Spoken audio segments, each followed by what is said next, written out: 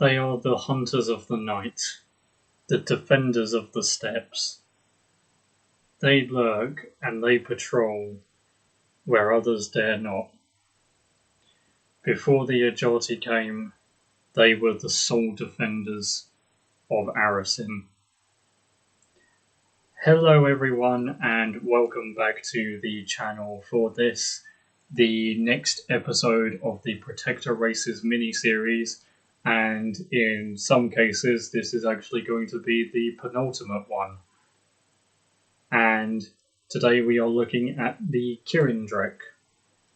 Now, before I go into any detail about the Kirindrek in lore and everything, I would actually like to just point out that the Kirindrek are, if I can just flick this up, white tigers. Effectively, they are, well, in the Indonesian mythology, they are tiger people.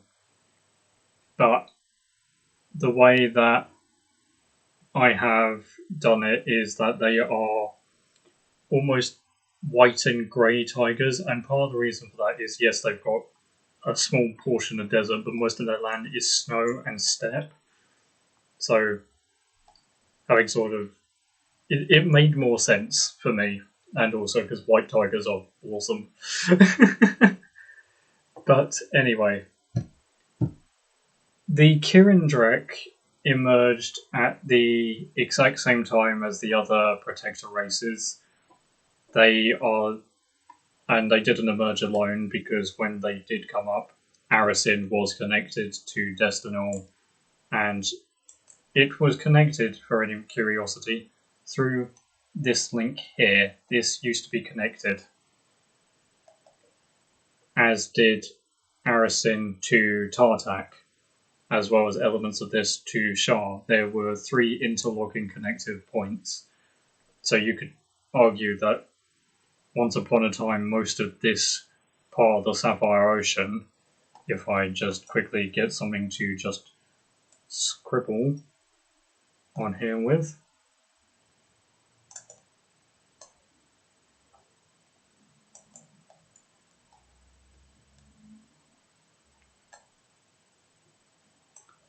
That's not going to work. Don't need I need, like, just a shape. A shape will do. Paint. Right, let's go. That's the wrong thing. Sorry. How unprofessional. Right. So, if we mark it out. So there was a connective line there. There was a connective line here, and there was a connective line there. So you could argue that from here to there, so if you sort of go about like this,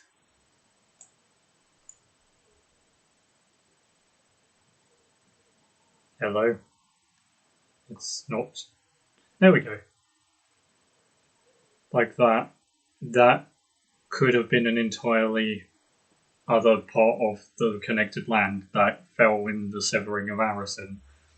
At the moment, I've got it as the 3 connective points, but I'm actually kind of liking that sort of notion a little bit. It's quite Lord of the Rings inspired with Beleriand. Beleriand or Beleriand? I can never remember which way it is, or how to pronounce it. Sorry, I've just got to wait for this to undo now, because I don't want to leave that there. Oh, and it's because, yeah, that's why it lags, because it needed to merge the shape.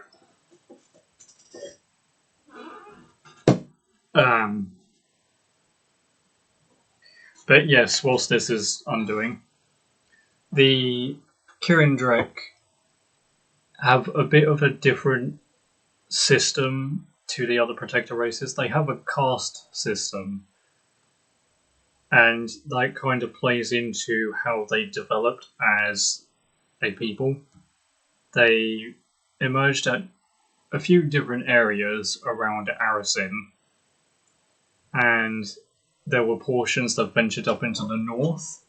They had other portions that just stayed around the Marche forest or wood, and they had others that started further south. And the ones in the Marche are the first ones I want to touch on because they are one of the key points about the Kirindrek. The Kirindrek are, alongside the Dracons, the only other natural race to have an affinity for magic. And I say natural race because the Ice Elves have an affinity for magic, but they were sort of unnatural in how they came about. But the Kirindrek lands, the capital is Myrint, quite safe away, and their territory, if like a line tool might have actually been a better way of doing this, their territory stretches up to these mountains, and I marked out the border when I was doing the map with towers. So it marks down to here and then meets with the Ejati of Arrarsyn.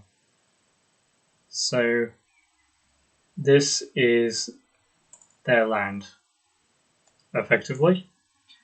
And the Marche monks were the first ones of the Kirindrek to start being able to wield magic, similar to how there was only a certain bloodline of the Dracons at first who were the wielders of the magic and everything. And the Kirindrek kept it more separate than the Dracons did. They kept it to a specific caste. And they had other castes, but in terms of the military side of things, they had magic, defender, and hunter. Defenders are self-explanatory. They were the wardens and protectors of Arrarsyn, or specific Kirindrek, or things like that. Whilst the hunters were a bit more interesting, because they formed parties and ventured out into the steppes to handle bandits, to conduct assassinations. Some of them even went further north, and I need to add it in, but here, it's currently decided to be here, it might be further south or further north, is the former ruin of the ice realm of Kenafrin, which was one of the first Kirindrek proper settlements. But unfortunately, the Kirindrek have a bit of a problem where they try to venture out of their land and it never goes particularly well. Kenafrin had to be abandoned upon the appearance of the Ice Elves, the first appearance. They got pretty much spooked and had to get out of there as soon as they could. And the other one, which is worthy of note, and there, as you can see, there are other ruined settlements and outposts all around the steppes. But the other one is Ulivarlen. Ulivarlen is a Kirindrek settlement that got overrun by bandits. And I don't mean bandits as in they just snuck in one day and overpowered it. I mean the steppes. There were certain steppe bandits that united into a force that operates in that area, and they use Ulivarlen as their new base, but it caught the Kirindrek completely off guard.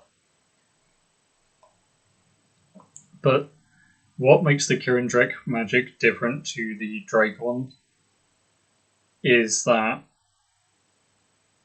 there are specific types of magic that they refuse to use. They are able to use them, but they refuse to as they disturb the land too much, and that is obsidian and feldspar.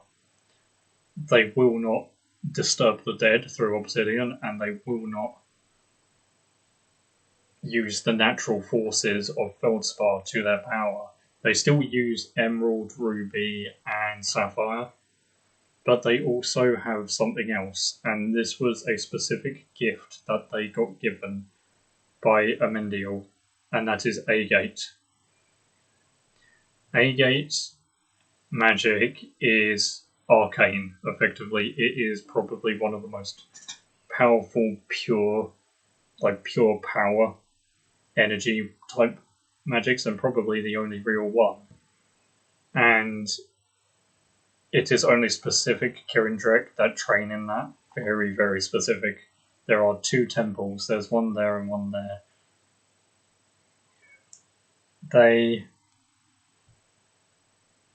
And the most significant part of pretty much Kirindrek history is when they formed the A-gate barrier around Arrarsyn. They combined what power they had and they conjured a full-blown energy barrier around the entire coast. And I just noticed that I put that there. That's not meant to be there. But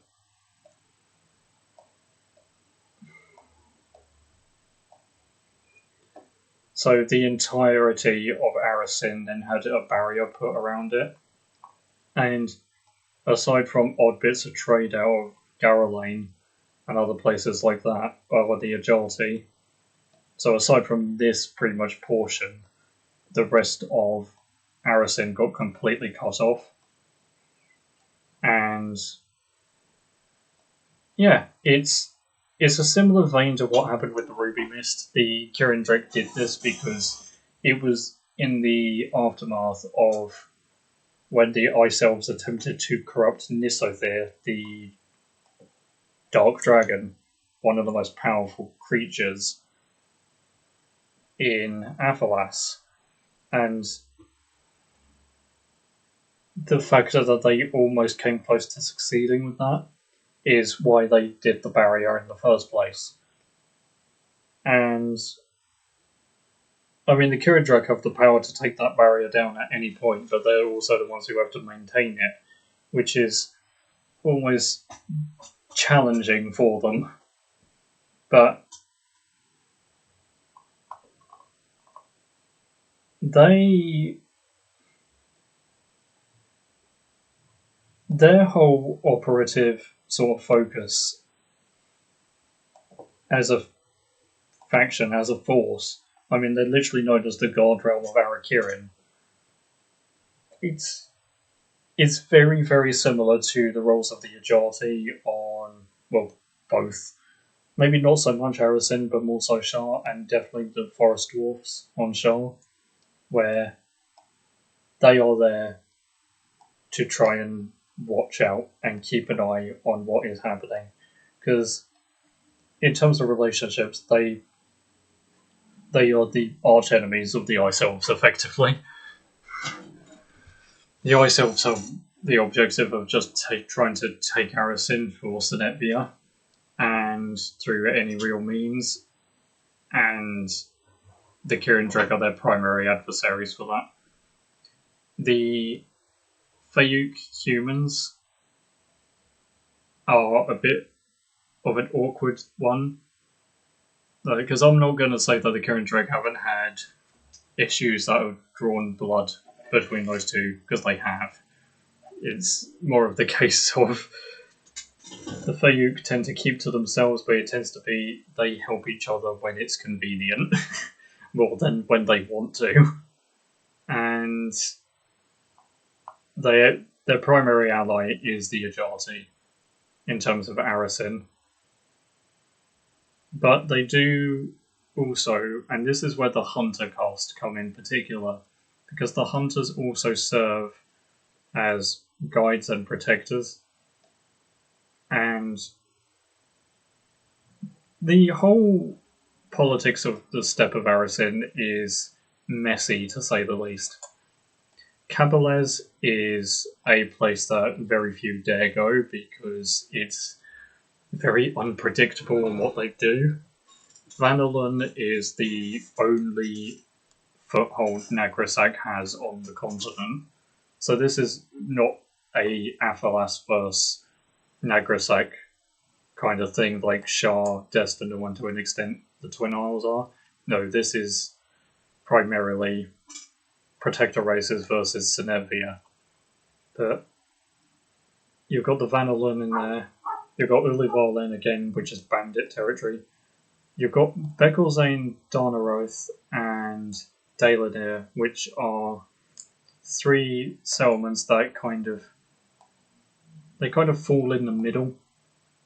And then you've got Narkerlin, which kind of keep to themselves a lot. And if I just mark it out again, this land here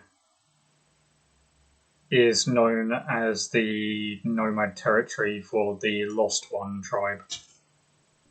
And the Lost Ones are allies most of the time, but they also tend to keep to themselves. The Lost Ones and Narkerlin more pretty much prioritize themselves with keeping watch of the Ice Elves and what they're doing. So the Kirindrek have have more connection to them than the Ajati do. But then you have Garrelane, which is just traders and things, and then Scannerlin, which is the Scorpion Eye tribe, and they are led by Dravalek Flamefoot at the current point in the lore, and they are pretty much the only primary ally that the Protector races have in terms of the steppe. They're the only ones that will be fully allied. And then you've got the forests and the Shrouded Eye, because the Kirindrek do have some interaction and connection with the Eyes of the Father if they're looking for safe routes and tracking around. In the north, the hunters work with them more than anyone else. But then the Marge monks also have meetings with the Sparrowhawks at the Shrouded Eye quite a bit, especially the ruby ones with what they might be able to foresee. Again, like a lot of other things, the Kirindrek are a newer addition to the lore, so there's still a lot to be done. But they take their priority very seriously. But it's also a factor that they are very isolated, especially after the barrier is put up. But it's precisely why they do it, to cut Arrarsyn off. Because once again, like an existential threat that, because the Ice Elves could unite potentially the certain Phaeac forces, and they could unite the steppes, and then they would have a very, very powerful force. But the actual sort of Kirindrek kind of combat system is a bit more interesting, because they do not have the sort of professional rank-by-rank forces of the others. The best case they've got with that is the defenders. They more rely on the cast, they rely on ambushing. And I mean, the territory that they operate in is pretty much impossible for that kind of power to work. Like, legions could march down from the north and they could meet them. But then you've got the nomadic nature of the steppes and everything, which means a lot of Kirindrek tend to keep quite light-footed.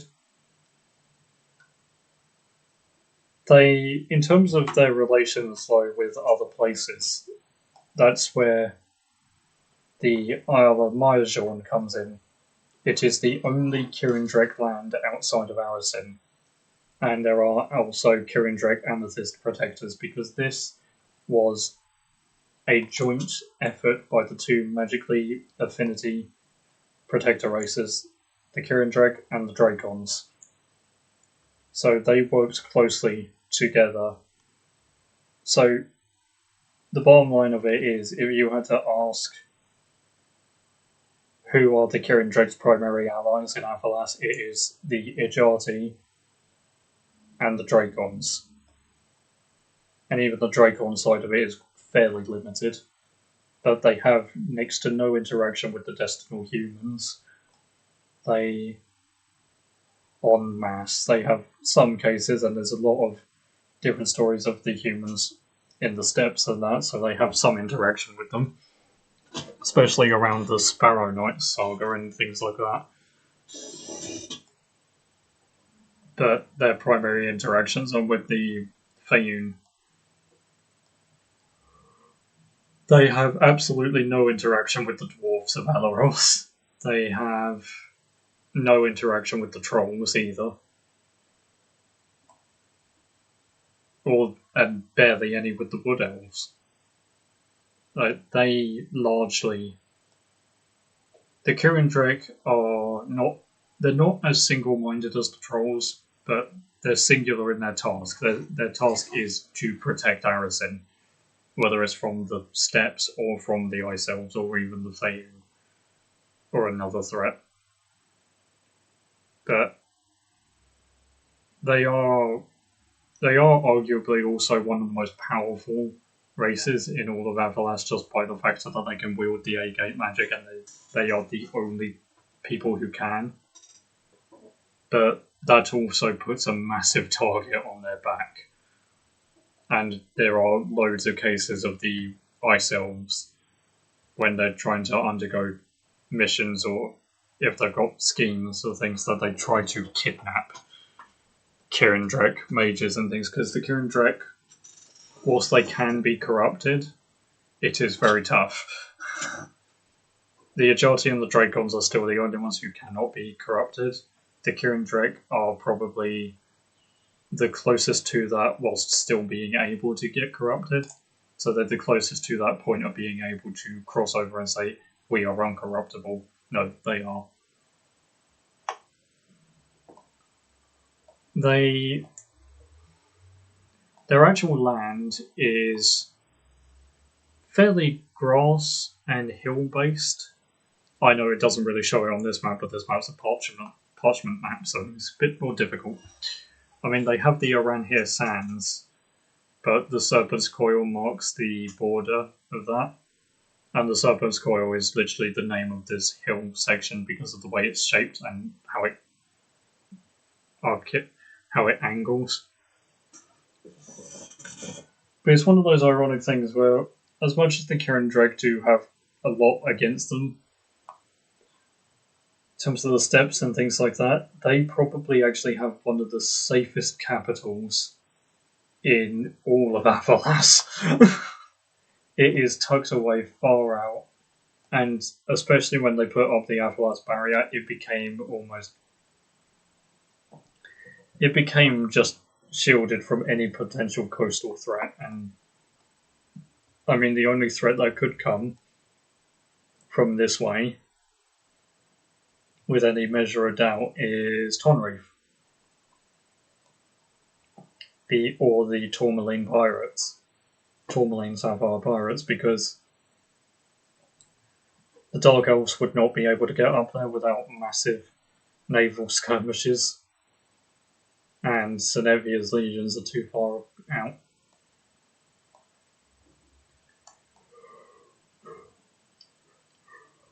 Sorry.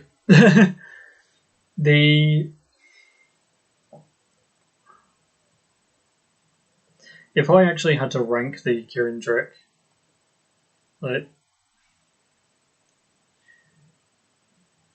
they have their weaknesses by the factor of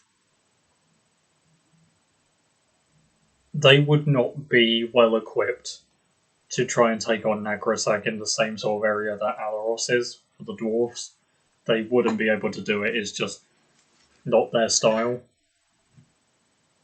They are very subterfuge orientated is probably a decent word for that. Like, they are not above assassinating enemies. They are not above misleading or working with others. And one of the key Kirindrek in all of this is Sophiren Garnet-eyed. And she is someone who leads a group, including Kirindrek, into the east of the steppes. And she starts to operate sort of around Darnarith, between like Bekorzane and Darnarith in this area. And she pushes up north sometimes. And I mean,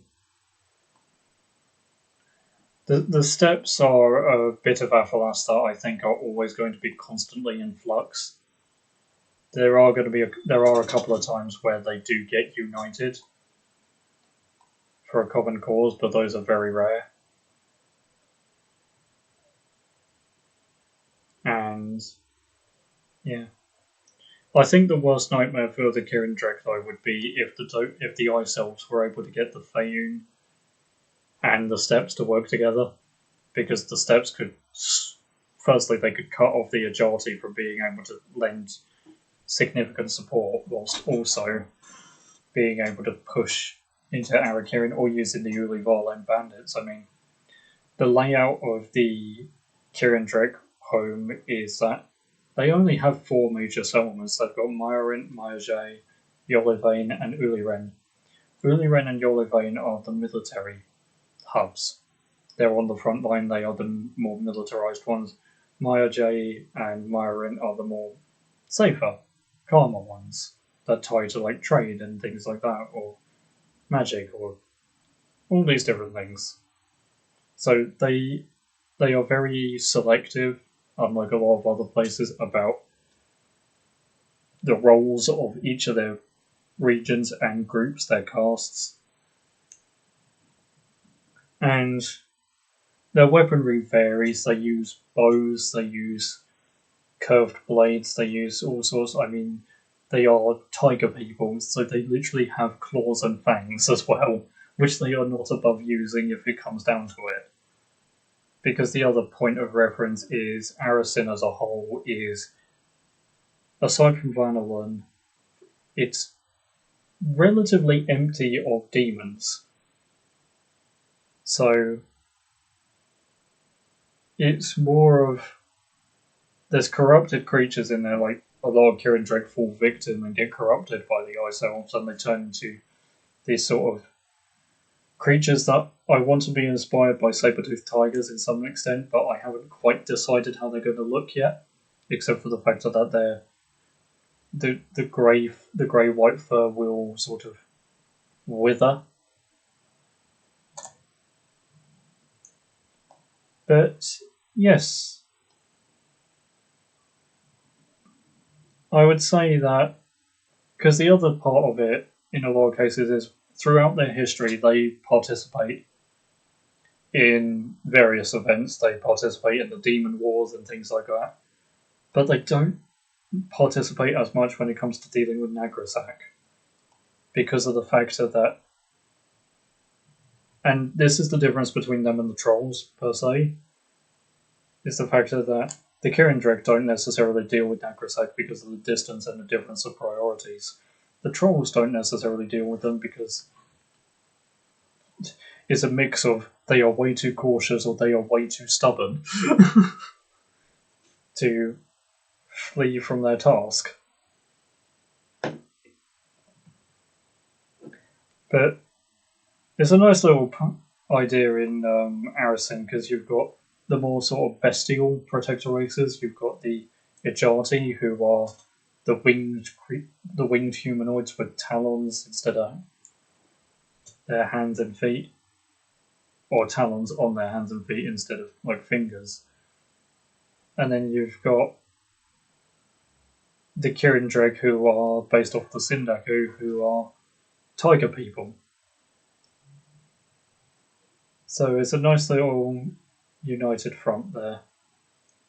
And they do have other sections. I forgot to actually open up the other document, so. But Cenarthrin is the one that's not been placed yet, but yeah. But the other problem is, and this is a big problem that they have, is that through the manipulation of their enemies and that, their land, plus the factor that it's fairly spread out for quite a concentrated section, their lands fall under attack a fair bit, or at least their borders do, and the bandits breach over and raid the villages and things like that. And I mean, the Ajati help out where they can, but the difference between the Kirindrek and the Ajati is the Ajati is split between 2 different fronts, whereas the only splitting the Kirindrek have is Myrjorn, which is more used to stave off the Tourmaline Isles and any ancestor near humans who get a bit too fierce. So yes, there will come a point in the future where I'm a bit more technical orientated with the maps and everything, and I will go into more detail. But this is the Kirindrek episode. I'm doing this episode where there's still a lot to be added with the Kirindrek. Like the dwarves and the dracons and things like that have already had way more added to them by the fact that they've existed in Aphalas longer in terms of when I created them.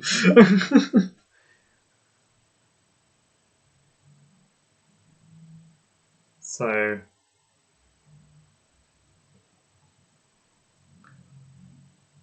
yeah, it is quite interesting, and I know this is drifting a little bit away from the lore, but a little side note is that if I can get the mod off the ground, which I am hoping I can, I think the Kirindrek would probably be one of the more interesting playstyles because of the nature of how they play in the area that they're in.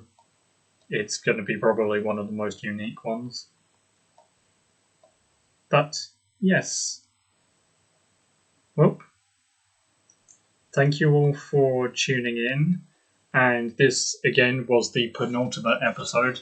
Next week's episode, or I say next week, it will be when it's done. And that will be focusing on the Goblins of Arach-nyluth as the last of the Protector races with a round-off honorary focus. Because we have done Dracon, we have done Ijati, we have done Forest Dwarf, we did a cover of all the elves, we have done the trolls, we've just done the Kirindrek, which means, yes, it will just be the goblins, and then we will be moving on to a different thing for lore. So I would very much like in the comments for people to add in suggestions of which bits of Aphalas lore they would like me to cover next, because I am currently undecided. I've got a few different ideas floating around my head, but I am undecided. But yes, until next time, I shall say please do check the links in the description. Please do comment, like, and subscribe. Please do share with your friends and any other lore enthusiasts. Please do add comments. Please do interact, because I love the interaction, building the community up and things like that. And please do check out the Twitch if you want to catch me live, because this was again done live today. And check out the links will be in the description. But please also do check out the podcast, and if you want a laugh, the gaming stuff. But until next time, welcome to the Kingdom of Aphalas and the world of Vellum and books.